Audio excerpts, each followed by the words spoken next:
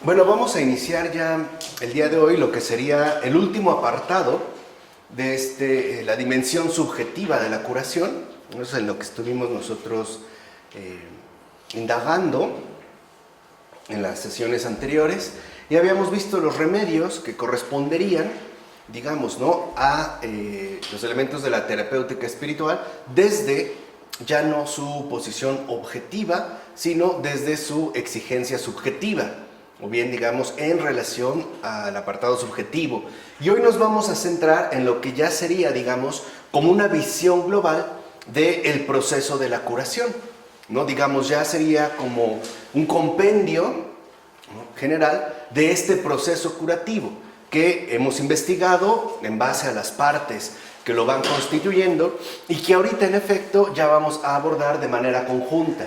Y es muy importante, al hablar de este proceso curativo, del proceso de la curación, es muy importante, repito, tener claro lo siguiente. O sea, esa es como la idea eje, no es la idea central a partir de la cual todo lo demás se va en efecto articulando poco a poco. Y es esto: la virtud no tiene que ser adquirida por el ser humano como si se tratara de una realidad totalmente nueva, es decir, por completo ajena y exterior a él. Y esto es algo muy importante de entender. O sea, no se trata de que adquiramos la virtud como si en principio careciéramos de ella. O sea, como si la virtud nos fuera algo absolutamente ajeno, ¿no? O sea, como si nuestra naturaleza estuviera absolutamente corrompida, como por ejemplo era la postura de un Lutero o de un Calvino, ¿no? Como si la naturaleza humana hubiera estado, digamos, totalmente hundida o anegada en el pecado, o sea, en este caso, en la caída. No, o sea, la virtud no se trata de adquirirla como si no se poseyera, sino que, por el contrario, lo primero que tendríamos que entender, y esa también es un aspecto que los padres de la Iglesia mencionan una y otra vez, es que la virtud es justo lo más normal en nuestra humana naturaleza. O sea, de hecho, la normalidad de nuestra humana naturaleza corresponde a la virtud, o sea, al estado que pertenece a la virtud. Lo anormal es, en este caso, descuidarla, o bien vernos privados de esta virtud. Y esto hasta lo seguimos viendo, por ejemplo, en sentidos bastante cotidianos con respecto al dolor. Por ejemplo, cuando algo nos duele, no sé, el estómago o la cabeza, lo que buscamos es quitar este dolor, ¿no? Buscamos alivio a este dolor. ¿Por qué? Porque el dolor, en general, no es algo normal para nosotros. De hecho, constituye una anormalidad, al grado de que lo que queremos es disiparlo, o sea, desterrarlo de nuestra experiencia humana, ¿no? Y lo mismo pasaría con todas las irregularidades, por ejemplo, el sufrimiento. Lo vemos como algo ciertamente ajeno a nosotros, del cual quisiéramos mantenernos de cierta manera apartados. Bueno, lo mismo ocurre en el caso de la virtud. O sea, la virtud no la tenemos que adquirir como si fuera algo totalmente nuevo, desconocido por nosotros y que tendríamos, ¿no?, entonces que asumir como algo exterior. No, San Máximo el Confesor, por ejemplo, hace notar en efecto que no se trata de añadir las virtudes desde fuera, o sea, de forma extraña y accidental. O sea, San Máximo el Confesor, ¿no?, hace notar pues que las virtudes no son algo extraño ni ajeno a nosotros, algo completamente exterior que tuviéramos que añadir o poner a nuestra naturaleza. Por ejemplo, como si tuviéramos el pan de un pastel y las virtudes fueran la decoración, ¿no? En este caso la crema pastelera, el chantilly, lo que se le quiera colocar, pero de una manera por separado. No son añadiduras, ¿no? O sea, cuando hablamos, en este caso, de las virtudes, tenemos que entender, pues, que no se trata de algo ni extraño ni accidental. San Juan Damasceno menciona que no es cuestión de adquirir la virtud como si fuera algo venido del exterior, o sea, algo de lo que se supondría, en principio, carecemos, ¿no? Algo que yo tendría que colocarme, por ejemplo, no sé, un abrigo, ¿no?, que no formaría parte de mi piel y que lo tendría que asumir desde el exterior, ¿no?, como algo ajeno a mí. Por su parte, San Antonio afirma que la virtud no está lejos de nosotros, no se forma fuera de nosotros, sino que se realiza en nosotros. Y aquí ya hay también como una clave muy importante. La virtud no tiene nada que ver con algo exterior a nuestra propia naturaleza, sino que en realidad tiene que ver con la realización de esta. O sea, la virtud no es algo que se forma afuera y después, por así decirlo, introducimos, ¿no? Por eso San Antonio el Grande afirma de que la virtud no está lejos de nosotros, no es como ir a tal lugar para conseguir tal o cual cosa, sino que más bien la virtud se realiza en nosotros. O sea que nuestra humana naturaleza, por principio, posee esta virtud. De hecho, según San Antonio, la virtud no necesita más que nuestra buena voluntad, ya que está en nosotros y se forma en nosotros. De hecho, la virtud no es más que la realización plena de la naturaleza humana, para lo cual lo único requerido es nuestra buena voluntad. Porque cuando no se posee la buena voluntad, entonces no permitimos que la virtud se realice en nosotros. De hecho, por así decirlo, la mala voluntad, o sea, el no quedar adherido al bien, hará que la virtud quede como obstaculizada, como entrampada, pero de ninguna manera quedaría anulada. Por eso nosotros podemos darnos cuenta cómo hay situaciones en las que a lo mejor una persona puede expresar un comportamiento sumamente cuestionable, incluso podemos decir maligno, y aún así tener gestos de cierta bondad en su propio comportamiento. Esto es, por ejemplo, lo que podía llamar la atención en los juicios que se realizaron en Nuremberg a los nazis detenidos, ¿no?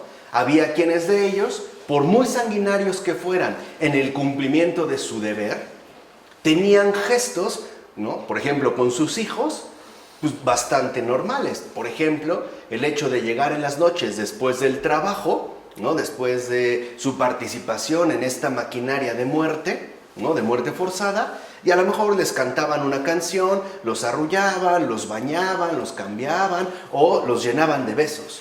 ¿Por qué pueden hacer algo así? Y esto es algo importante de hacer notar, porque la virtud, en este caso, es esta, digamos, como esta tarea que tenemos de realizarla. ¿Cómo la vamos a realizar? Pues en nuestra propia vida. Por eso San Antonio dice que está en nosotros y se forma en nosotros. Es algo que, en síntesis, nuestra naturaleza ya posee. Por ejemplo, Dostoyevsky, ¿no? A lo largo de su obra, le va a costar mucho trabajo tratar de asimilar justo esta virtud, porque pareciera que en algunos, ¿no? de sus personajes, y ahí Dostoyevsky posee como una peculiaridad muy particular, en efecto parecen mostrar más la realización de la virtud, mientras que en otros pareciera al menos, por lo menos sofocada, y en otros pareciera una mezcolanza un tanto compleja, o sea, entre la relación del bien y del mal. Entonces, lo fundamental es que no consideremos a las virtudes como algo hacia lo cual yo tendría que dirigirme para poder alcanzarlas, sino que la virtud es el principio constitutivo de nuestra humana realización. Esa es la virtud. O sea, la virtud es, o las virtudes, ¿no? El conjunto de virtudes es el principio constitutivo de nuestra humana realización. Entonces, en efecto, como hemos visto, las virtudes son constitutivas de la naturaleza misma del ser humano. ¿Por qué? Porque Dios las ha puesto desde el principio en el ser humano al crearlo a su propia semejanza. Entonces, cuando Dios nos crea, ¿no? Por ejemplo, y también nos crea a su semejanza, entonces quiere decir que desde el principio hemos sido dotados de toda virtud. O sea, quiere decir que en nosotros anida una bondad primigenia, ¿vale? Nuestra naturaleza es buena por principio, es decir, desde el momento creado. Claro, podemos hablar de un antes y un después de la caída, es lo que vimos al inicio de este curso, ¿no? Que es lo que constituiría el pecado. Pero por mucho que el pecado nos haya desordenado, no por ello aniquila completamente la semejanza. ¿Por qué? Porque al final seguimos siendo creación de Dios. ¿Se entiende? Y eso nada ni nadie lo puede adulterar. O sea, en estos principios básicos, pues, ¿no? Las virtudes son constitutivas porque Dios mismo nos las ha dado al momento de crearnos. Y al momento de crearnos a su propia semejanza. Ahora, este estado, ¿no? Este estado de virtud que el ser humano había perdido como consecuencia del pecado original, Cristo lo ha restaurado y todo bautizado lo recobra. Entonces, acuérdense que para la visión ortodoxa, Cristo es el gran restaurador de la naturaleza humanamente caída. O sea, es aquel que en efecto nos restaura de los estragos que trajo consigo el pecado. Acuérdense que la visión ortodoxa, ¿no? Digamos mucho más apegada al griego que al latín, la salvación también se entiende en griego como sanación. Lo vimos ya en apartados primeros, ¿no? Cuando se habla de Cristo médico. Hablar de salvación es también hablar de sanación, ¿no? El ponerse a salvo, por ejemplo, de un peligro. Y también se sostiene que esta restauración que Cristo ha llevado a cabo se le concede a todo aquel que recibe el bautismo. Por eso para la Iglesia Ortodoxa el bautismo va a jugar un papel primordial. Porque ahí es justo en el bautismo donde uno adquiriría esta restauración que Cristo ha realizado, ¿vale? Estaríamos otra vez como nuevos. Habría pues una recreación, pero si cede de nuevo al pecado, o sea, el ser humano, y se entrega a las pasiones, que esto ya sería algo posterior, y por eso vimos que también se nos concedió, ¿no?, el sacramento de la reconciliación, o sea, la confesión, ¿no?, para no desanimarnos en el recorrido que emprendemos. Si esto sucede, o sea, si después del bautismo cedemos al pecado y por lo tanto nos entregamos a las pasiones, las virtudes no dejan por ello de definir su verdadera naturaleza. Es más, siempre esperamos la conversión de esta persona, ¿no? Como podemos decir en una expresión en México, buscamos que, ¿no?, deje el mal camino o que ya deje los malos pasos. O sea, lo que realmente estaríamos afirmando es que cuando una persona se desvía, ¿no?, de su estado restaurado y cede de nuevo al pecado y por ende se entrega a las pasiones, lo que nosotros realmente estamos deseando, incluso buscamos promover, es que esta persona vuelva de nuevo a su estado de naturaleza primigenia, o sea, que se aleje del mal, porque el mal es algo extraño a nosotros, constitutivamente.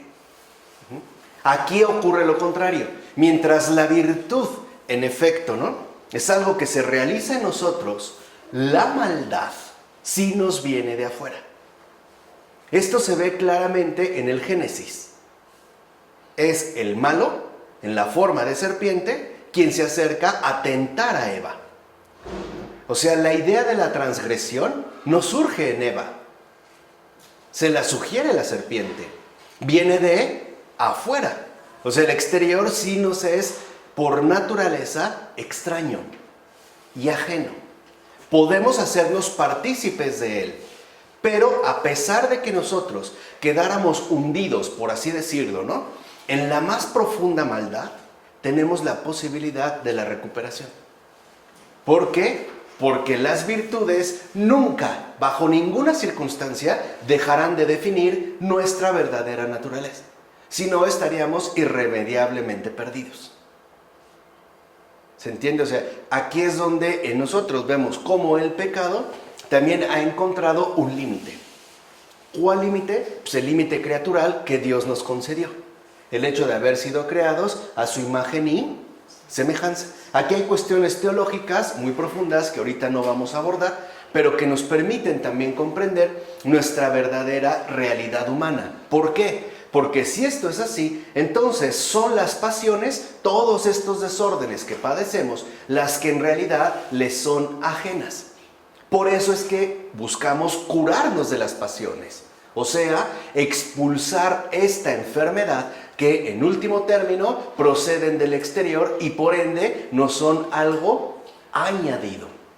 El mal es esto, es algo añadido, es algo que incluso aparecerá como una consecuencia. Por ejemplo, cuando se da la definición teológica fundamental de que el mal es la ausencia del bien, lo que se está diciendo es, ok, si el bien se descuida, lo que aparece será el mal.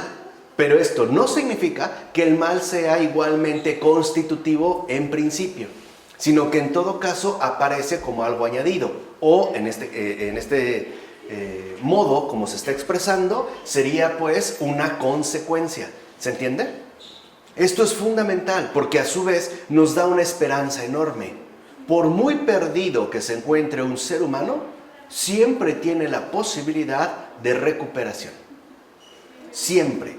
O sea, por muy pisoteada, por muy maltratada, por muy lastimada que se encuentre su humanidad, en principio tiene la posibilidad de una genuina recuperación.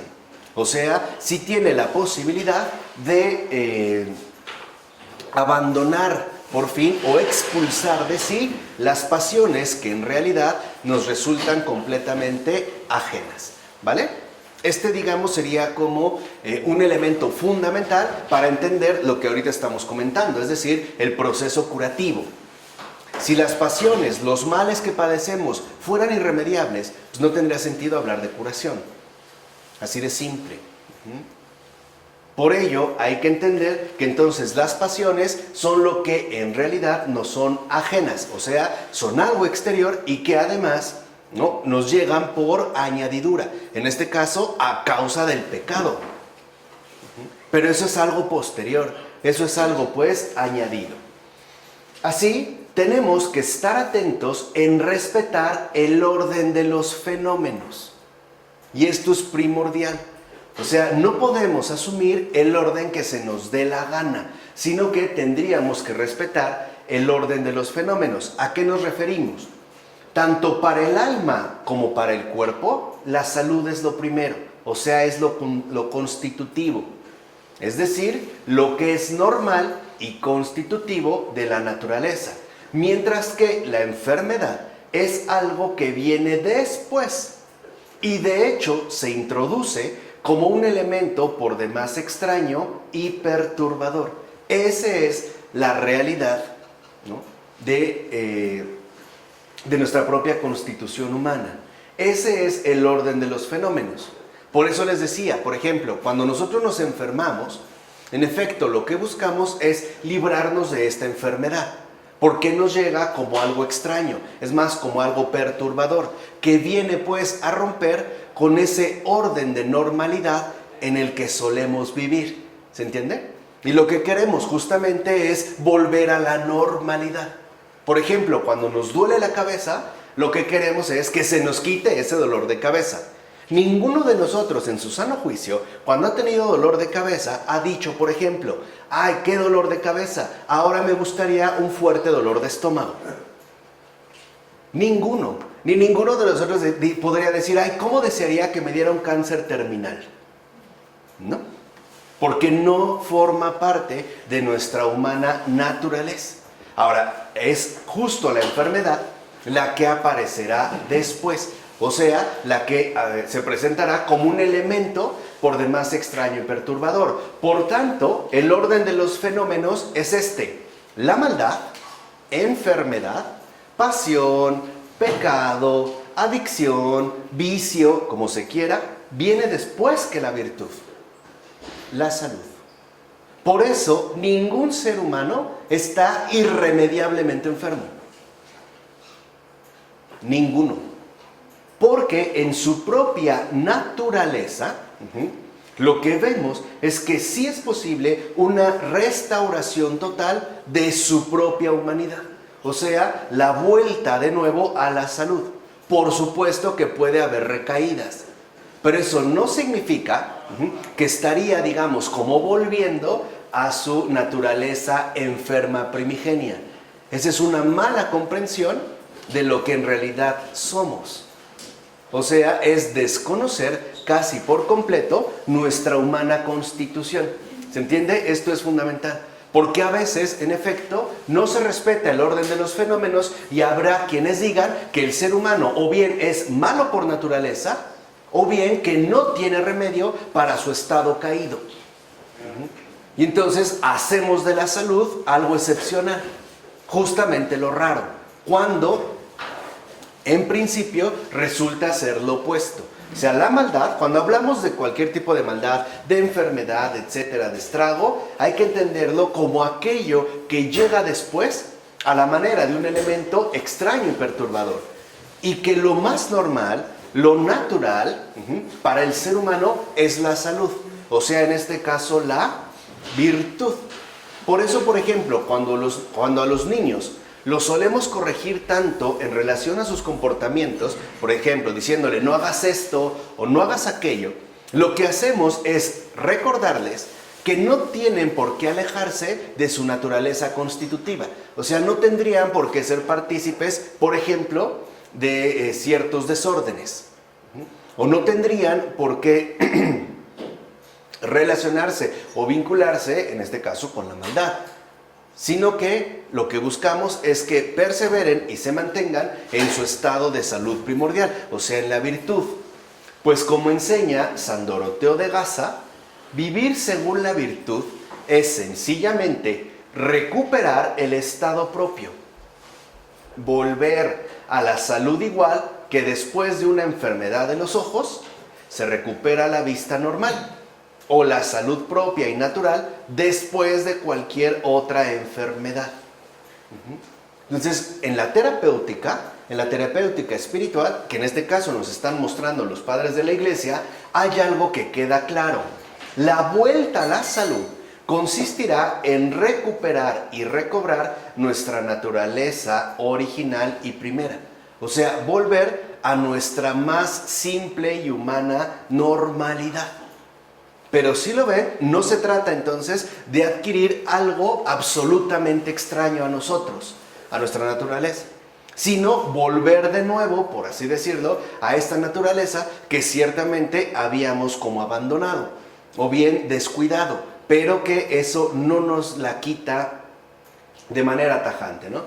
Y dicha vuelta a la salud consiste en llevar a cabo este movimiento inverso, que en el plano ortodoxo va a estar como muy presente en general dentro de su propio marco de comprensión, que nos conduce a apartar todas nuestras humanas facultades de las realidades mundanas para poder más bien devolverlas a Dios. Entonces, en el proceso curativo, este movimiento inverso es sumamente fundamental. Por ejemplo, si alguien utiliza sus manos para robar, en el proceso curativo, el movimiento inverso lo lleva a usar esas manos para hacer el bien, que sería lo normal.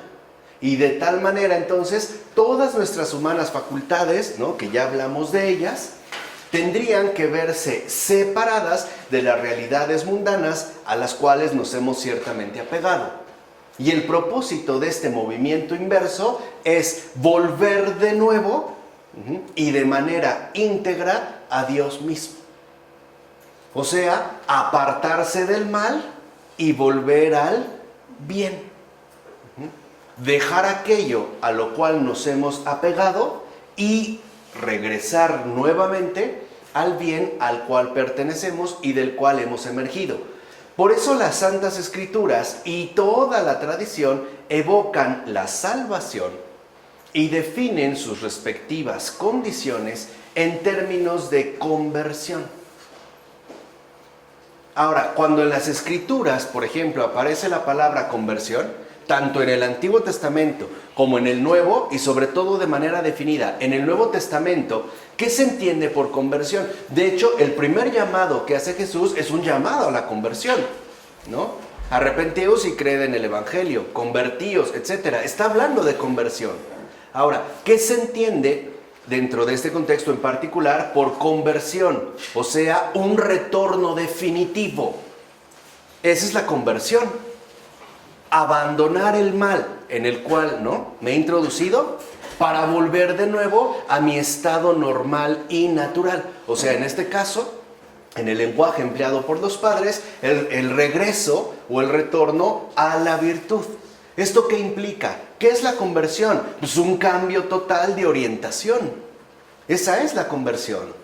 Porque este cambio total de orientación lo que hace ahora es dirigirnos por completo hacia Dios, buscando una adhesión total.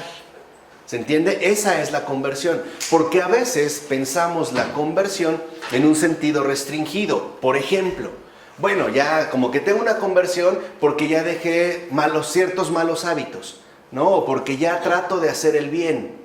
No, esa no es una conversión. Esa es una corrección simple del comportamiento. Eso no es conversión.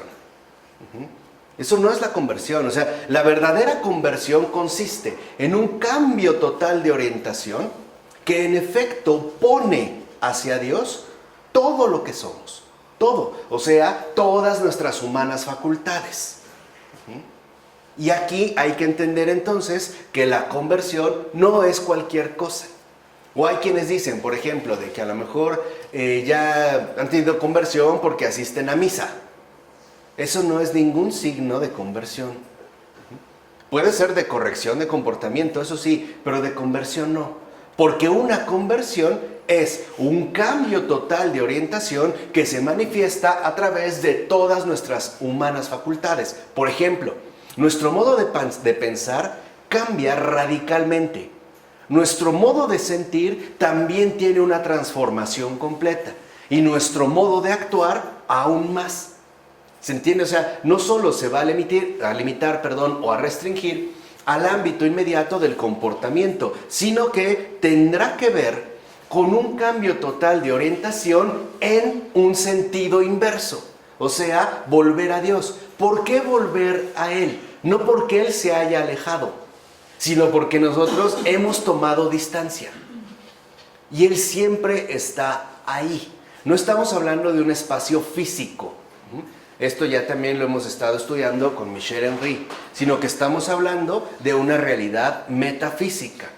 O sea, volver de nuevo, ¿no?, mi vida hacia Dios.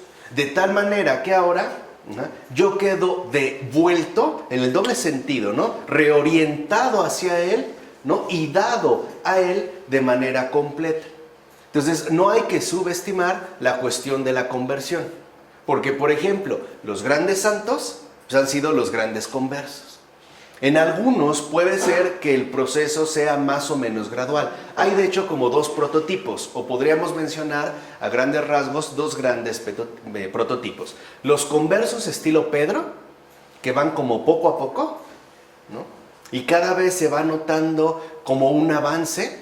Por ejemplo, en los Hechos de los Apóstoles, ¿no?, las veces que Pedro dice, ahora caigo en cuenta que, o sea, eso está hablando de una conversión. O sea, ya sus humanas facultades están cambiando de orientación. Si, por ejemplo, antes estaban dirigidas hacia lo que la experiencia mundana establece, ahora simple y sencillamente se devuelve a Dios y alcanza otra amplitud. Pero también hay conversiones más drásticas y serían las estilo Pablo. En Pablo la conversión es fulminante, o sea, no es como en Pedro. En Pablo es tajante, o sea, es de un día para otro, tal cual. Y lo que vemos en Pablo, por ejemplo, es también este cambio total de orientación, pero de un modo muchísimo más evidente. ¿Cuál es la mejor de las dos? Las dos. El Señor nos concederá aquella que nos sea más benéfica, porque Él es el que nos conoce. Pero lo importante es justamente esta conversión, que nos va a dirigir hacia ese cambio total de orientación, ya sea al estilo Pedro, pero auténtica, o bien al estilo Pablo, tajante, pero igualmente definitiva, ¿vale? En efecto, lo mismo que el pecado y en general el mal consisten para el ser humano en alejarse de Dios y apartarse de Él, la salvación y en general el bien consisten a la inversa en acercarse a Dios por completo y por tanto en volverse a Él con todo su ser. Esa es la conversión. Volverse a Dios, volver a Dios con todo nuestro ser, con todo, en este caso, lo que somos, con toda nuestra alma, con todas nuestras fuerzas, con toda nuestra mente, con todo nuestro ser. Que es justo lo que ya se expresaba ¿no? En el mandamiento, el mandamiento fundamental, en el Antiguo Testamento. Amarás al Señor tu Dios con todo tu corazón, con todas tus fuerzas, con todo tu ser, con toda tu mente. Ahora, cuando se expresa este mandamiento, lo que se está diciendo es que no es algo que nos resulte ni evidente ni inmediato, sino para qué decirlo. ¿Se entiende o no? El cumplimiento de los mandamientos es realizar este movimiento a la inversa. Por eso Jesús es lo que nos va a recordar desde el principio. Hace un llamado a la conversión, volver a Dios con todo nuestro ser. ¿Cómo lo vamos a hacer? Pues a través de alejarnos y apartarnos del mal. O sea, en este caso del pecado. Es volver a Él. ¿Qué hace el hijo en la parábola del hijo pródigo? Vuelve al padre. El padre no se movió. Siempre de hecho estuvo ¿qué? Ahí. Eso expresa la conversión. Volver de nuevo a Dios. Entonces, cuando Jesús nos invita a la conversión, lo que nos está diciendo es, vuelvan de nuevo a su Padre, porque su Padre los ama, los está esperando siempre y desde siempre. Pero para volver, tendrán que hacer ahora un movimiento a la ¿qué? A la inversa. Hay que volver. Ahora, este movimiento inverso no solo será exterior, también será interior. Por ejemplo, reorientando mis pensamientos del pecado al bien. Reorientando todos mis afectos de la maldad al bien. Y en síntesis, reorientando todo mi ser de la maldad a Dios. Y solo a Dios. Esa es la conversión.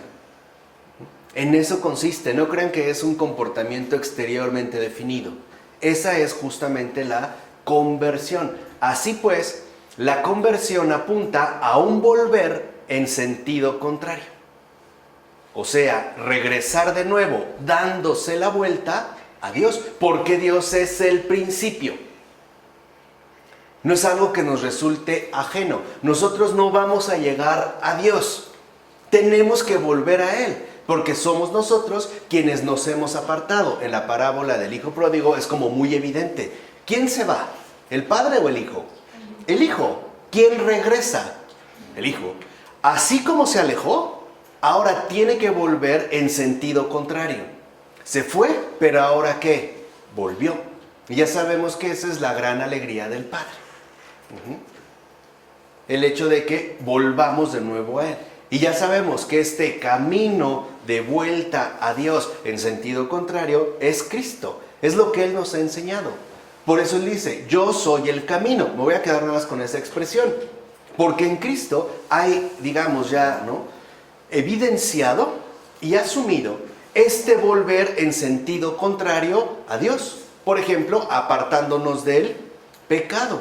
Y sobre todo, y lo más importante, alejándonos de aquello hacia lo cual nos hemos dirigido. O sea, hacia el pecado. ¿Se entiende? O sea, es pues un proceso ontológico. Tiene que ver con lo que somos. Y aparte con lo que somos en integridad. No solamente, les decía, ¿no?, se remite a una corrección externa del comportamiento. No, la conversión apunta a un volver en sentido contrario a Dios. Es regresar de nuevo a Él. Volver sobre los pasos que anduvimos para poder nuevamente volver a Dios con todo lo que somos. Y esta noción de movimiento contrario, ¿no?, este sentido contrario, hay que tomársela muy en serio. Porque nosotros en el mundo aprendemos, por así decirlo, un cierto recorrido que es el que el mundo nos muestra. Por ejemplo, cuando Jesús, ¿no?, menciona en uno de sus sermones que no solamente ames a los que te aman, sino que mérito tendrías. Lo que Él está mostrando en este caso es justamente este sentido contrario, ¿no? El hecho de contrario porque es lo opuesto a lo que Dios presenta. ¿Se entiende? O sea, esto es como muy importante. Volver en sentido contrario. Porque además es lo que contraría al mundo. O sea, tomarse en serio la conversión, asumirla como el gran don de Dios, significa también contrariar el mundo. Es de hecho lo contrario al ¿qué? Al mundo. Por eso el arrepentimiento es contrariar lo que el mundo, en este caso, me ha transmitido. Por ejemplo, el pecado. ¿Sí se entiende? O sea, esto de verdad es como muy fundamental. O sea, de qué manera nosotros, en efecto, estamos llevando a cabo nuestra respectiva conversión. Es decir, en contra ya. Yo ya no voy en el sentido en el cual el mundo, ¿no?, digamos, define las cosas, sino que yo, en definitiva, iré en sentido contrario. O, como se suele decir también, a contracorriente.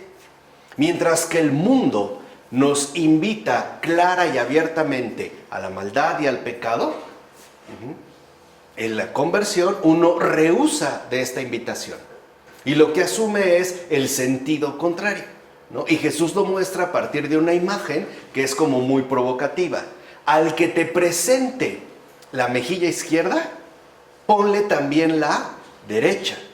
En el mundo, al que te golpee, ¿no?, la mejilla izquierda, de tonto si te dejas que te dé la derecha. Lo que muestra Jesús ahí no es que hay que ser tontos, no. Lo que está mostrando es el sentido profundo de esta contrariedad. Por eso el cristiano genera contrariedad en el mundo y por eso también va a padecer persecución. Contraría el mundo. Lo que muestra, en pocas palabras, es que el mundo está equivocado, que el verdadero camino es el contrario al que el mundo ciertamente nos sugiere o por lo menos nos propone. Ese es el regresar de nuevo, dándonos la vuelta a Dios. Ahora ya no le damos la espalda a Dios para hacer nuestras respectivas maldades, sino que ahora la espalda se las damos a la maldad, para poder orientarnos hacia Dios. San Ireneo, por ejemplo, considera claramente que esta vuelta-retorno, o sea, la conversión, es justo el requisito para la total curación del ser humano. Dice San Ireneo, que el Señor vino como médico de los enfermos, Él mismo lo atestigua. Él dijo, ¿no? No son los sanos los que requieren del médico, sino los enfermos. Eso ya, el propio Jesús lo atestigua. Ahora, ¿cómo se restablecerán, pregunta San Ireneo, quienes se encuentran mal? Permaneciendo en las mismas disposiciones, no será por el contrario, esa es la visión cristiana, no será por el contrario, aceptando un profundo cambio y giro en su forma de vivir. Esa es la conversión. Un profundo cambio y giro en nuestra forma de vivir. Tan profundo, ¿no?, cambio y giro que será completamente contrario a lo que solíamos hacer. Por eso se nota un cambio tajante. Piensen en Pablo. De ser un fariseo recalcitrante y convencido, se convierte en un cristiano extremadamente fervoroso. Es más, hay un cambio total, hay un cambio radical. Por eso no crean que rezando 5 rosarios al día se van a hacer más cristianos. O que meditando 20 misterios al día ya son cristianos. No, no va por ahí. Es más, ese puede ser un engaño muy sutil que nos evita, en efecto, esta aceptación de un profundo cambio y giro en nuestra forma de vivir. Lo podríamos asumir incluso como una especie de compensación. Bueno, rezo y ya, con eso cumplo. Pero en mí las cosas seguirían más o menos igual. Esta sería pues como la exigencia fundamental que trae consigo el cristianismo. Por eso el cristianismo no es una religión como cualquier otra. No se limita a ciertos preceptos de cumplimiento, sino que en realidad es toda una revolución. Pero no es una revolución según el mundo, sino que es una revolución completamente contraria a lo que el mundo supone, acepta y piensa. Entonces, San Ireneo nos da la clave. ¿Cómo podemos entonces asumir la curación que anhelamos? Bueno, pues aceptando ese profundo cambio y giro en nuestra forma de vivir. O sea, reorientándonos completamente de nuevo hacia Dios. Y este cambio profundo, esta por demás esencial vuelta-retorno, no significa la anulación de lo que en principio somos, sino la reorientación de todas nuestras potencias a partir del uso correcto de ellas, según el objetivo hacia el que se dirigen en principio. Entonces lo que vemos aquí es una reorientación que tendría que ver con el uso, digamos, correcto de todas nuestras humanas potencias. Las potencias ya están, lo único que habría que hacer es reorientarlas. O sea, como reubicarlas en base al principio que en efecto nos constituye, o sea, de aquello que en principio somos. De hecho, como afirma San Máximo, ninguna criatura de Dios es mala, en principio. En principio ninguna, a menos que niegue su propia naturaleza constituida, que es lo que ha hecho Satán. Lo vimos cuando hablamos de la fe de los demonios o cuando vimos filosofía católica. Él lo que hace no es renegar de Dios, es renegar de sí mismo como naturaleza creada. Y por eso él considera que a él Dios no lo ha creado. Él se ha creado a sí mismo y en parte es cierto.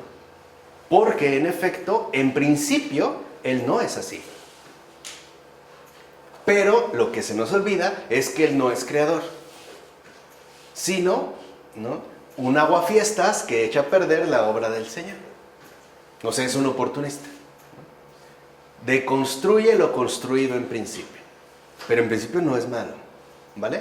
En principio. Ahora, ciertamente, nuestras humanas facultades no pertenecen originariamente al mal, sino que es el uso libre que hacemos de ellas lo que las desvía y trastorna.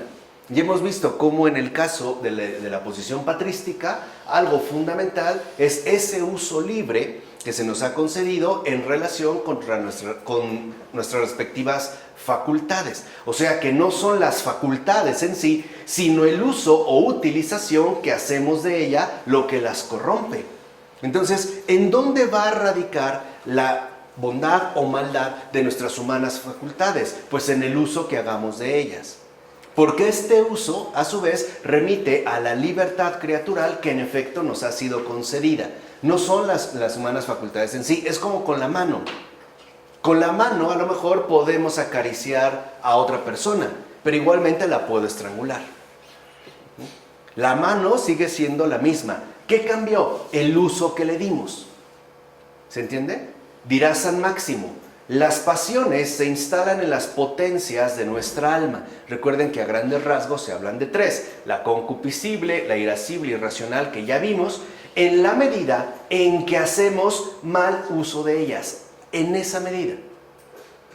O sea, nuestras potencias en principio son buenas, nuestra naturaleza es buena, pero las pasiones se irán instalando en la medida en la que hagamos mal uso de ellas. Y añade: su buen uso, por contrario, es lo que produce las virtudes, que si lo ven, no es más que la realización de nuestra propia naturaleza constitutiva, no es algo añadido.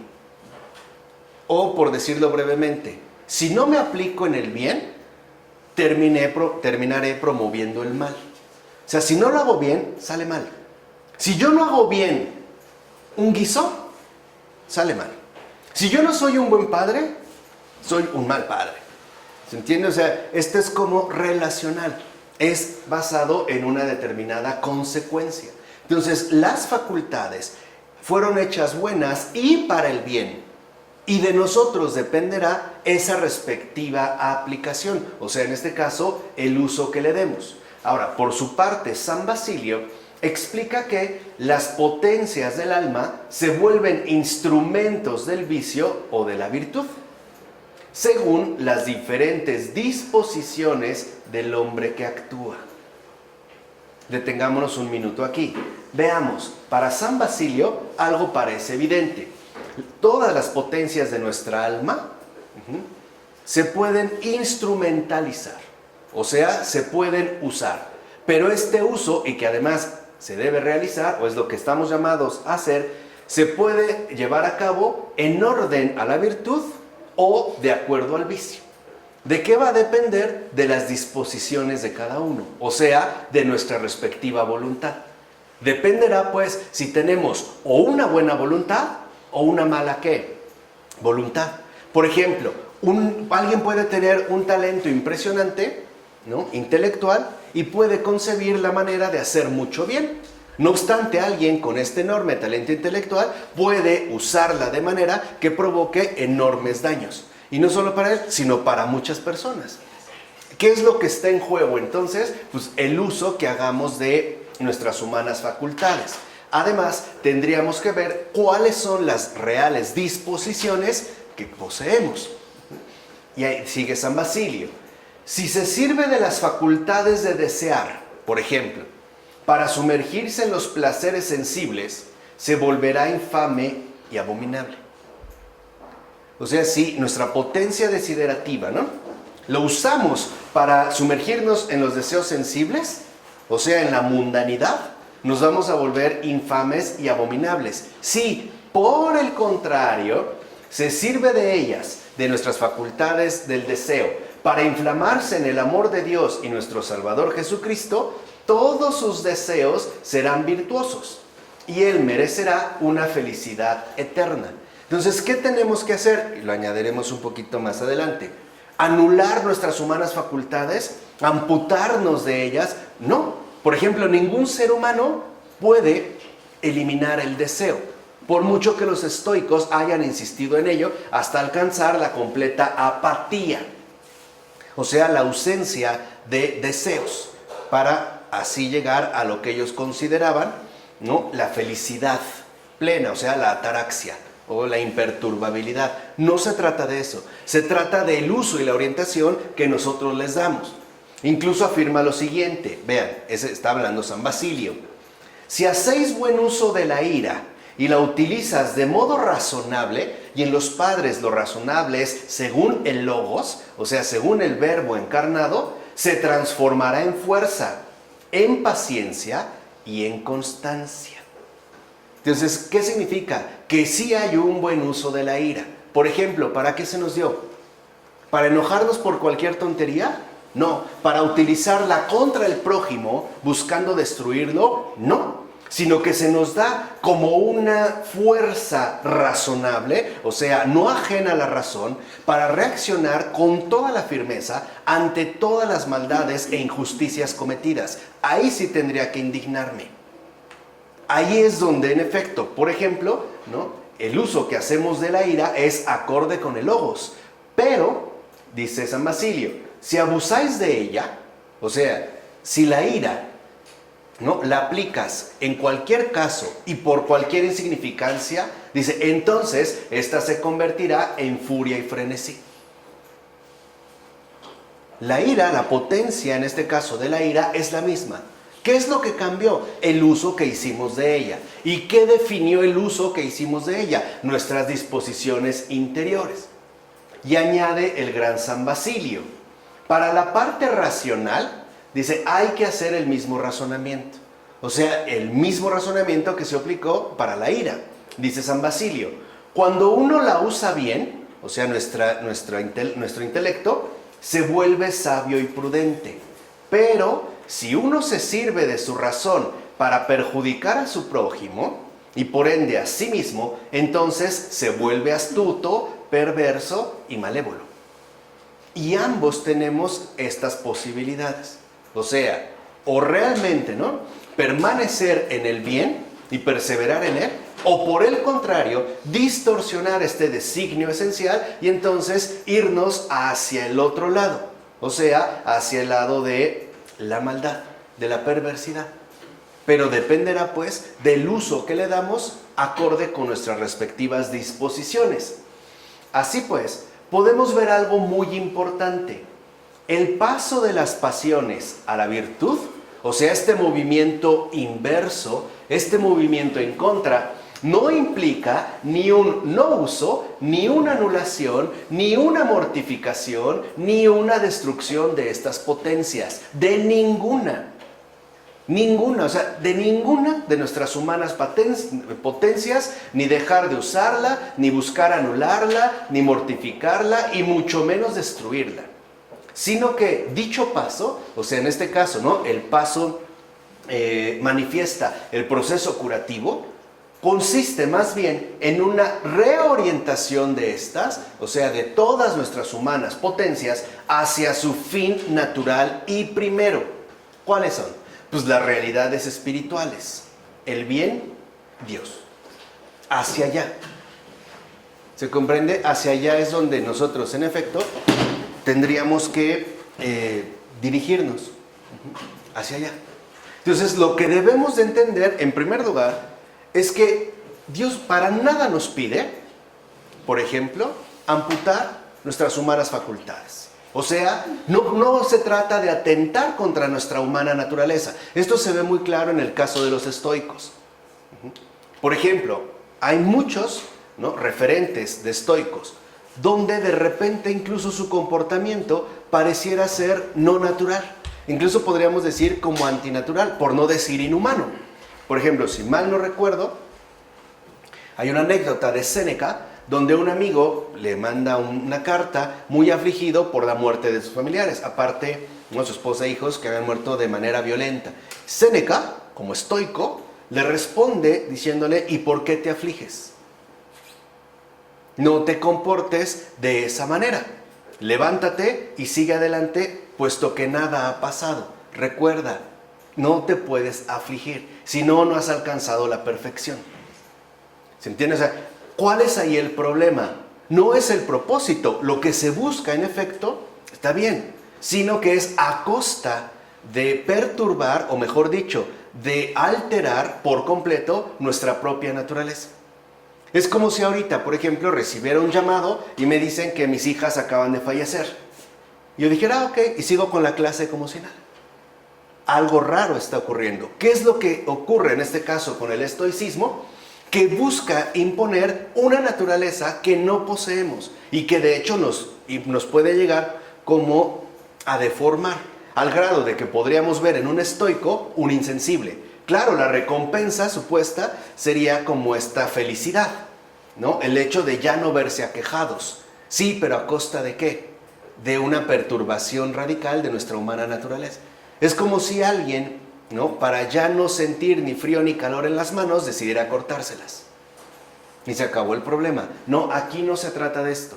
O sea, se trata más bien de hacer una reorientación total de todas nuestras humanas facultades hacia las realidades espirituales, hacia el bien, hacia Dios.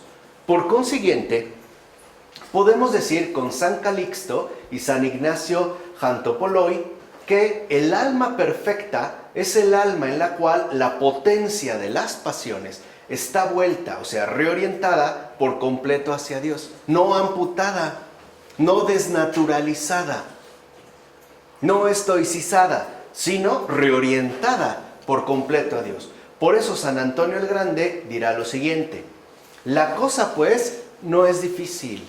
Si permanecemos tal como hemos sido hechos, estamos en la virtud. O sea, si nos mantenemos en el bien, tal y como hemos sido hechos, utilizando en el sentido correcto, ¿no? O sea, dándole el uso adecuado a nuestras pasiones, entonces estamos en la virtud. Por ejemplo, en el mundo contemporáneo, nosotros también debemos de reaccionar con ira ante la multitud de injusticias que se cometen de manera ordinaria. No podemos ser indiferentes, ni pasar de largo. Por eso el Papa Francisco, en una de sus homilías de no hace mucho tiempo, lo dijo clara y abiertamente. Dijo, no podemos permanecer callados ante todo lo que ocurre, porque entonces estaríamos usando mal las potencias que se nos han dado y que Dios nos ha concedido para el bien. O sea, hay situaciones en esta vida y en este mundo ante las que tendríamos nosotros que reaccionar incluso con verdadera ira, o sea, con una orientación adecuada de la ira, no con una extinción de esta, porque si no nos haríamos cómplices del mal cometido, por evitarme problemas o simple y sencillamente por llevarme la fiesta en paz.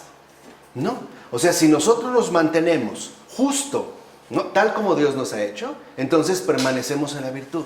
Por eso vemos cómo también Jesús reacciona con ira. Sabemos cuando echa fuera, ¿no?, a los cambistas, voltea las mesas. ¿Por qué? Porque el problema no es con los seres humanos. El problema es con la distorsión en la cual, o hacia la cual se quiere arrastrar a estos. Pero en síntesis, no podemos ser indiferentes. No podemos, digamos, no expresar nuestras humanas facultades en orden al bien. También tendríamos nosotros ahí que tomar una clara postura. Ahora, estar en la virtud significa entonces el hecho de esforzarnos por adquirir el sentido de Cristo. O sea, un sentido contrario a este mundo. E incluso un sentido opuesto a mí mismo. Porque seguir a Cristo es contrariarse uno mismo, ¿o no? Por eso la forma cristiana me parece a mí más explícita de esta contrariedad esencial. Es cuando le decimos a Dios que se haga tu voluntad y no la mía. Ahí me parece que es donde se expresa claramente esta contrariedad. Que se haga tu voluntad, no la mía. Ahora, decir eso no es poca cosa. De verdad, no es poca cosa. Charles Peguy, ¿no?, afirmaba que cuando él le decía a Dios, hágase tu voluntad, decía Peguy, me aterra. Decir, hágase tu voluntad, me aterra. Y tiene razón, porque lo que está expresando es este sentido de Cristo que es contrario a lo mío. O sea, contrario a mi propio interés. O sea, contrario a mi propio egoísmo. No es la caridad la gran escuela de la contrariedad. No es literalmente, ¿no?, lo que se opone a ese egoísmo persistente en nosotros. ¿No cuesta trabajo dar? Y a veces lo que más trabajo nos cuesta es dar lo poco, porque lo podemos considerar como insignificante.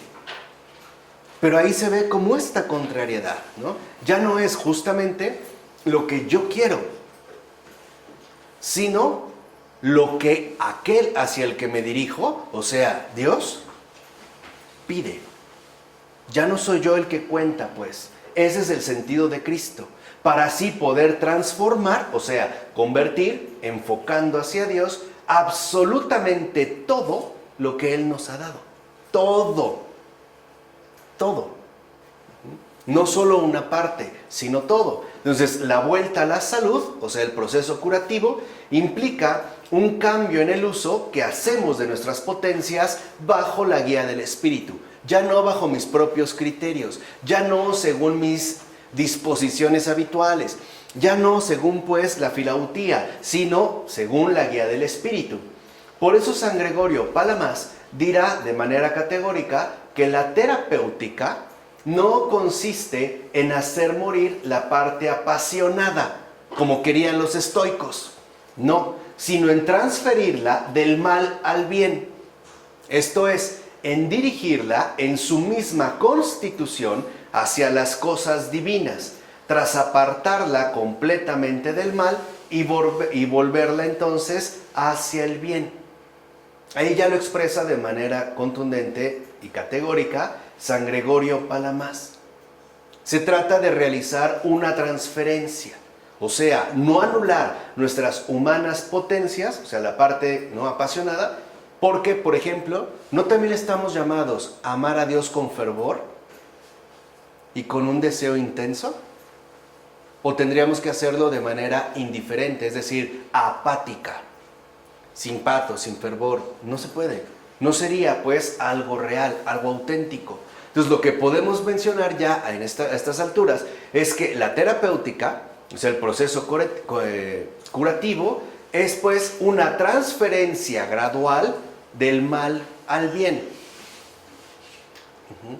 Es una transferencia gradual del mal al bien. Por eso la conversión, y tiene mucha razón Ayash cuando lo menciona, no es una meta, es un principio. O sea, la conversión, ya tal y como la hemos aquí explicado, involucra, ¿no?, esta transferencia gradual del mal al bien a lo largo de toda nuestra vida.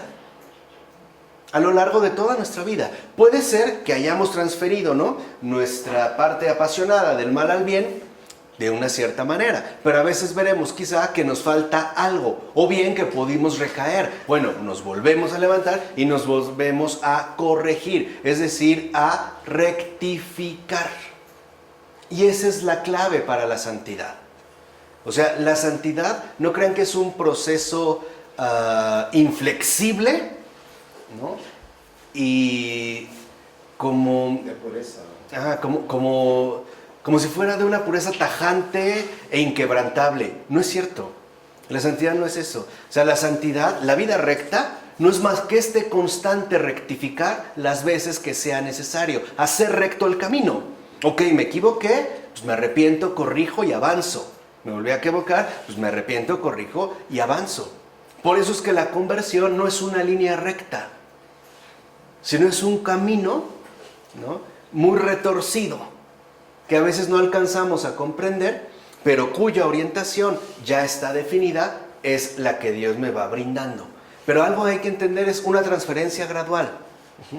Porque a veces pensamos o somos proclives al desánimo porque por más que me empeño en un bien, parece que me gana el mal. Por ejemplo, me propuse dejar de mentir. Y bueno, lo conseguí una semana, pero a los 8 días se me salió una mentirita. Entonces no sirvo para esto. No, rectifica, eso es todo. Corrige para que de aquí en adelante esto no se vuelva a repetir. Pero se trata de permanecer. Esa es justo la perseverancia que ya habíamos comentado, ¿no? No se trata de que todo es como de un tajo o de golpe. No, es gradual. Porque Dios es muy atento con nuestra realidad humana. Y Él nos lo dijo: mi yugo es suave, mi carga es ligera. Y aquí lo vemos, o sea, esa transferencia gradual del mal al bien. Y a través de dicha transferencia gradual, poco a poco, del mal al bien, claro, tampoco hay que ser tan lentos, ¿no? Hay que tratar de, por lo menos, entusiasmarse un poco. Nuestra potencia pasional irá actuando cada vez más en el amor hacia Dios y el prójimo. De esta manera, practicará las virtudes correspondientes con la parte apasionada del alma, lo cual entonces actuará en conformidad con el objetivo que Dios le propuso al crearla. O sea, en síntesis, esto es lo que nos va a permitir obrar de nuevo de un modo sano y normal, que es justamente lo querido por Dios. En efecto, si el ser humano inhibiera, mortificara y o destruyera la parte apasionada de su alma, como ciertamente han pretendido algunas posturas helenísticas, por ejemplo los cínicos, los estoicos sobre todo, y también en buena medida los epicúreos, pero también algunas posturas orientalistas e incluso hasta cristianas, ¿no?, como el jansenismo, él mismo se privaría de las únicas facultades y de la única energía que pueden en verdad permitirle apartarse del mal y dirigirse a Dios con total determinación y fortaleza. Porque a Dios uno se vuelve con una total determinación y con una fortaleza. Y esta determinación y fortaleza, es decir, esta fuerza, es la que nos brinda la parte apasionada del alma. Sin ello, no tendríamos la energía necesaria para poder realizar esta transferencia, o sea, este posicionamiento. Por tanto, está claro que el deseo y el amor de Dios no se realizan con una facultad ni una energía distintas de aquellas por las que el ser humano, o sea, real y concreto, desea y ama las realidades carnales, sino con estas mismas, pero reorientadas por completo hacia el bien único y verdadero. Ahí radicaría la diferencia. San Teodoreto de Ciro hablará claramente de esto al decir: el apetito concupiscible tiene muchas ventajas. Mientras que en las escuelas helenísticas, ¿no?, el apetito concupiscible parece ser la fuente de todo mal, San Teodoreto de Ciro dice: no, tiene muchas ventajas. Gracias a él deseamos apasionadamente ver al Señor que está en los cielos. Tendemos a la virtud y sin embargo seguimos con nuestra vida y tomamos alimento y bebida. Eso no cambió. ¿O acaso Dios, por ejemplo, nos invita a comer sin ningún tipo de apetencia? No creo. ¿O anulando completamente el gusto? No, no creo. ¿Qué serían los apetitos irascible y concupiscible? Inconcupiscible. No, no. Dice Teodoreto, gracias a él también aumenta incluso la descendencia humana a través de la procreación. Imagínense tener una relación sexual con nuestra esposa o con nuestro esposo sin ningún tipo de pasión. Sería horrible, ¿no? Horrible. No es lo que Dios quiere. Por ejemplo, San Luis, rey de Francia, tenía ese problema. Es lo que les decía, es una cuestión de rectificación, ¿no? San Luis, rey de Francia, que aparte es como una figura de verdad muy interesante, ¿no? Un gran santo, tenía este problema. O sea, él tenía estas dificultades en base, por ejemplo, a la potencia concupiscible, al grado de que no quería tener ya relaciones con su esposa, puesto que pensaba que podría ser algo pecaminoso. Y su confesor, ¿no? Su guía espiritual, le insistía una y otra vez que no. Le decía, no, o sea, estás llamado al matrimonio también, ¿no? A reunirte con tu esposa sexualmente. Entonces San Luis le dice en una ocasión, bueno, pero tú estate ahí en medio. Eso es lo que, ¿y yo qué carajo voy a hacer ahí? Bueno, no le respondió eso, ¿no? No con esas palabras, pero la idea es, ¿y yo qué voy a hacer ahí? O sea, no es algo que tengas que amputar de tu vida. Es algo que también tienes que sacrificar. ¿Cómo? Pues a través de tu parte, por ejemplo, concupiscible, orientada hacia el bien. Manifestar un amor también de manera carnal. Por eso no está, digamos, prohibido dentro de una realización en orden al bien. Y también, por supuesto, según el estado de vida. Entonces, lo que vemos es que lo único que cambia es, por tanto, la orientación que se le da a la única potencia de la cual proceden. Por ejemplo, sí se puede odiar con intensidad. Y le llamamos resentimiento. Pero también estamos llamados a amar intensamente. No amar por amar. Por ejemplo, un abrazo a otra persona no tiene que estar empapado de afectividad, sino que sería un vil simulacro, ¿no? ¿O no? Un mero cumplimiento. Aquí es donde a veces tendemos como a enredarnos, ¿no? O a tropezar, porque pensamos en términos de amputación, de anulación, y no en términos de santificación. Por eso Ayash ha hecho el llamado a que no podemos dejar ninguna parcela sin la presencia de Dios, porque cuando ésta la abandonamos es cuando el demonio se apodera, entonces la distorsiona. ¿Se entiende? O sea, no se trata de deshumanizar, sino de realizar en nosotros ese principio constitutivo que se nos ha concedido, o sea, la virtud. Ahora bien, subrayando esta unidad, San Máximo el Confesor no duda en utilizar el mismo término de pasión, que en griego es pathos. Aguas con este término, porque lo va a usar Michel Henry. De hecho, en ello va a basar su propuesta filosófica. Ya lo veremos adelante. El término pasión, pathos, que por ejemplo para las escuelas helenísticas tiene un sentido claramente negativo, ¿no? El hombre apasionado es el irracional. El hombre racional es el que acaba con sus pasiones, ¿no? Hasta alcanzar la ataraxia.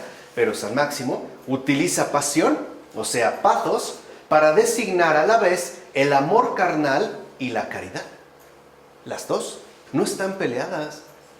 Se trataría pues de una misma pasión, simplemente llamando San Máximo pasión de amor censurable a lo que ocupa el espíritu con las realidades materiales, o sea, el mal uso de esta pasión, y pasión de amor elogiable a la que lo une con lo divino.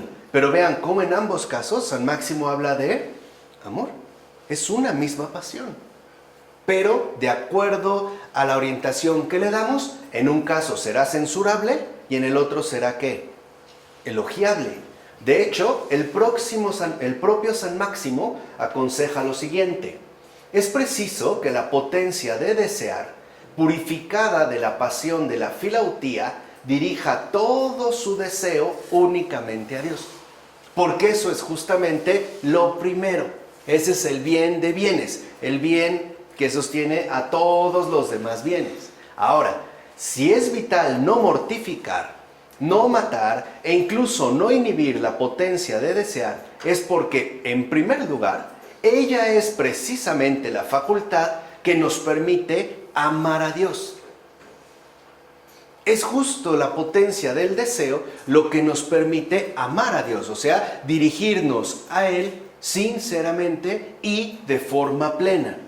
Es pues el deseo, eso es en un primer lugar. Y en segundo lugar, porque en general ella es la fuerza que dinamiza toda la vida espiritual al ser de hecho el principio motriz de la vuelta a Dios, bajo la acción del Espíritu, de todas las facultades y actividades del ser humano. Entonces, en nuestro caso, estamos exponiendo el deseo, en efecto, en relación con la vida espiritual, no tiene por qué ser aniquilado, sino que debe de seguir funcionando como el principio motriz, pero ahora de la vuelta a Dios. O sea, es la gasolina del movimiento inverso. Para ir a Dios hay que desear. ¿Qué nos dijo Jesús hace poco? ¿Qué decía en el Evangelio, no? Esfuércense por entrar en la puerta que es, ¿qué? Angosta. ¿Cómo entra uno en esa puerta angosta? Deseándolo. Este es el esfuerzo. No es algo físico, ¿no? A veces pensamos que sería como una especie de hendidura, ¿no? La que tengo que arrastrarme. No. O sea, esfuércense, o sea, deseen esto. En efecto, resulta angosto. Es decir, no quiten este dinamismo. No anulen el principio motriz. No tendríamos por qué ser apáticos, o sea, anular nuestra parte pasional, en particular el deseo. No, lo que tenemos que hacer es impulsarlo plenamente, pero de vuelta a Dios, bajo la acción del Espíritu, ¿vale? Por eso San Gregorio de Niza escribe que el deseo es una excelente bestia de carga que lleva al alma sobre su lomo y la conduce hacia las alturas y los bienes de arriba por las riendas de la razón. Y ello es muy fuerte porque en el momento en el que escribe, por ejemplo, San Gregorio de Niza, ¿no? Nacianceno, Basilio, los llamados padres capadocios, todavía hay una fuerte influencia de las escuelas helenísticas, o sea, de este paganismo griego, que consideraban que el deseo y la pasión era la ruina de un ser humano, porque lo conducía al sufrimiento y que además no era para nada compatible con la razón. Entonces, el sabio, ¿no?, pagano que ellos proponen es aquel cuya razón busca matar el deseo. Al giro que él dice es no, va junto, por eso dice, ¿no?, y va con las riendas de la razón. Claro, siempre y cuando esté orientado por completo a Dios. Ahora, y si la potencia de desear posee semejante poder, fíjense, o sea, si realmente es en la potencia del deseo, ¿no?, donde radica semejante poder, es debido a que todas las facultades están ligadas a ellas en algún grado. Pero también es debido a que cuando recupera su orientación natural hacia Dios y adquiere por tanto la forma de la caridad, esta constituye, junto con el conocimiento, el eje que ordena, anima y vitaliza la vida en verdad espiritual. ¿Qué es entonces la caridad? Un deseo ardiente en orden al bien. Esa es la caridad. Esa es la caridad, o sea, este eje, ¿no?, que junto con el conocimiento anima y vitaliza la vida en verdad espiritual. Así pues, esta forma de la caridad es justo el efecto producido por la conversión. Al final, la conversión a donde nos conduce es a la caridad, a un deseo verdaderamente encendido por Dios y el prójimo. ¿Qué dijo el propio Jesús? He venido a traer fuego a esta tierra. ¿Y cuánto, no? Deseo que ya esté, ¿qué?, ardiendo. Ese es el fuego de la caridad. Un deseo verdaderamente reorientado hacia Dios y hacia el prójimo. O sea, la reorientación de la potencia de desear, donde nuestra pasión carnal se vuelve pasión espiritual, o sea, virtud. Justamente al dejar de invertir su respectiva energía en los objetos sensibles que el alma se había proporcionado patológicamente en lugar de concentrarse por completo en Dios. Esa es la caridad, es pasión espiritual. Y es viva, es dinámica, es intensa. No está amputada del deseo, pues. San Máximo por eso dice que el hombre cuyo espíritu está por completo vuelto hacia Dios, concentrando en él toda la fuerza de sus potencias inferiores, se dirige ahora hacia un amor ardiente, insaciable, es decir, una caridad sin límites. Esto es la conversión. No muchas de las devociones mojigatas que sostenemos. No, esa es la conversión. Una caridad sin límites, ardiente, que va de lo terreno, o sea, el prójimo, a lo divino, Dios. En nosotros, como dice San Máximo, esta caridad sin límites, y esta es la conversión, espero que ya la hayan entendido, ¿no? A partir de todo lo que hemos explicado, en el caso que nos ocupa, va de lo terreno a lo divino. O sea, va del prójimo a Dios. Ese es el orden inverso. Por ejemplo, el mundo nos dice, no, tú concéntrate en Dios, olvídate del prójimo. Lo que nos afirma la caridad sin límites, o sea, el deseo completamente vuelto hacia Dios, es no, tienes que partir del prójimo a lo divino. O sea, ir de lo visible al invisible. Ese es el camino seguro. En consecuencia, el amor a las delicias y los placeres se transforma en amor a Dios. Es lo que va a afirmar San Juan Clímaco. Y ya dijimos, Dios es inseparable de el prójimo. Y el propio San Juan Clímaco nos enseña lo siguiente. Aquellos que han emprendido la subida al cielo necesitan hacerse violencia a ellos mismos y sufrir sin cesar. Morir uno mismo no se da sin sufrimiento, hasta que el amor a las delicias y los placeres a los que se habían acostumbrado y la insensibilidad de su corazón se transforman en un verdadero amor a Dios y al prójimo, que es en patrística lo que se entiende por caridad. Caridad sin límites, es decir, amor a Dios y al prójimo. Entonces, el deseo, bien usado, o sea, en su orientación adecuada, justamente nos cura de la insensibilidad del corazón. El no involucrar en ello nuestro verdadero sentir. Y para mostrar que tal transformación incluye incluso las formas más apasionadas, las más sensuales del amor y hasta las más degradadas, él mismo, o sea, San Juan Clímaco, nos ofrece este testimonio. Dice San Juan Clímaco, yo he visto almas impuras que se entregaban con furia al amor carnal. Digamos que era la pornografía antigua, ¿no? Con furia. Pero cuando su experiencia de este amor las llevó a arrepentirse, entonces dirigieron todo su amor al Señor por completo. ¿Se entiende? Porque aún en el desorden había un deseo intenso. ¿Qué dice Jesús de la prostituta? Que a ella se le perdonará mucho. ¿Por qué? Porque amó mucho. Porque amó mucho. ¿Y cómo amó mucho? Pues con el deseo. Y es este mismo deseo el que ahora se aplica, pero ya a Dios, no aquello que la degrada, sino que se mantiene pues este espíritu vivo, ardiente, ¿no? Sin límites, o sea, la caridad.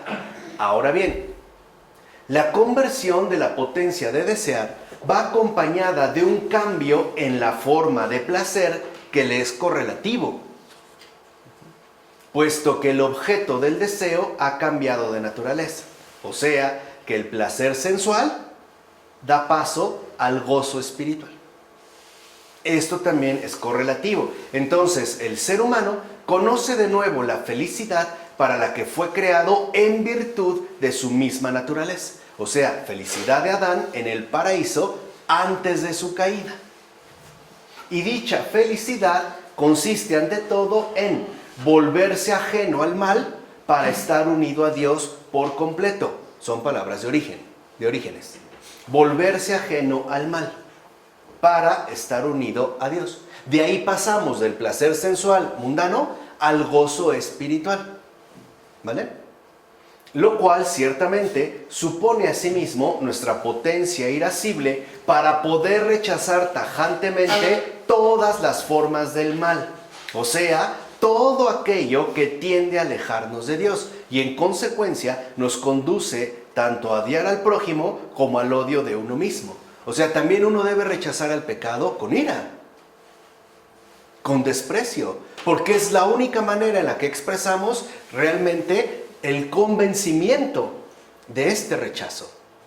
No seríamos como estos personajes a lo mejor de literatura, nos decimos vete, vete, pero insinuamos quédate, quédate. ¿Se entiende? O sea, habría que actuar con firmeza. Imagínense si amputáramos la ira de nuestra constitución humana, ¿cómo podríamos rechazar el mal que tanto nos asedia y nos acecha? ¿Cómo lo podríamos hacer? ¿Cómo responde Jesús en las tentaciones? Apártate, Satanás. No le dice, ay, ya estate, ¿no? Ay, ya, quieto. Ay, tranquilo. Ay, no te voy a escuchar. Ay, no te oigo. No. También ahí se requiere una total firmeza, determinación, le decimos hoy, ¿no? Ok. De ahí que San Basilio diga que no tendremos nunca, de verdad, no tendremos nunca el horror que debemos sentir por el pecado si no nos anima la indignación de la ira. Si nuestro rechazo al pecado no lleva a la indignación de la ira, es porque de cierta manera nos sigue gustando ese pecado. ¿Entiendes? O sea, no hay realmente un rechazo definitivo. O bien que la ira le sirve al alma de resorte y le inspira fuerza, valentía y constancia para llevar a cabo una empresa. Proporciona pues vigor y firmeza al espíritu. Por eso San Máximo formulará este voto tan importante. Era como un voto personal de San Máximo el Confesor. Decía San Máximo que la potencia, fíjense, que la potencia de la agresividad luche para desear a Dios. O más bien, para hablar con propiedad, que el espíritu entero apunte a Dios tensado como una cuerda por medio de la agresividad. O sea, que realmente estén todas nuestras facultades, ¿no?, orientadas hacia Dios y que seamos firmes en nuestro rechazo al mal. O sea, con el pecado no se dialoga, con Satán no se pacta, porque si no pasamos, además del pecado, a la complicidad. Así pues, la conversión implica esa vida ascética teantrópica que los padres denominan praxis, pues esta es justo la conversión de todo nuestro ser en tanto vuelta efectiva a Dios. Ahí sería la praxis. Y en términos terapéuticos, puede decirse entonces que la conversión es esa transmutación de las pasiones en virtudes, lo cual significa el recobrar de nuevo la salud. Por eso, a continuación, es decir, la siguiente ocasión, veremos las modalidades de esta transmutación. Ahora veremos la transmutación de las pasiones en virtudes. Vemos ahora este movimiento contrario. Vemos cómo se transmutan las pasiones en virtudes, en la cual, ¿no?, el ser humano recibe de Dios la curación espiritual. Pues como dice San Máximo, hay que considerar y estudiar de modo vigilante cómo va a realizar el alma de modo conveniente el giro oportuno para llegar a la génesis y a la realidad de las virtudes. Entonces, en lo que hay que estar vigilante es en cómo se realiza esta transmutación, o en la bella expresión que utiliza San Máximo el Confesor, este giro oportuno, para llegar no solo a la génesis, sino a la realidad, es decir, a la asimilación de las virtudes en nuestra propia vida cristiana.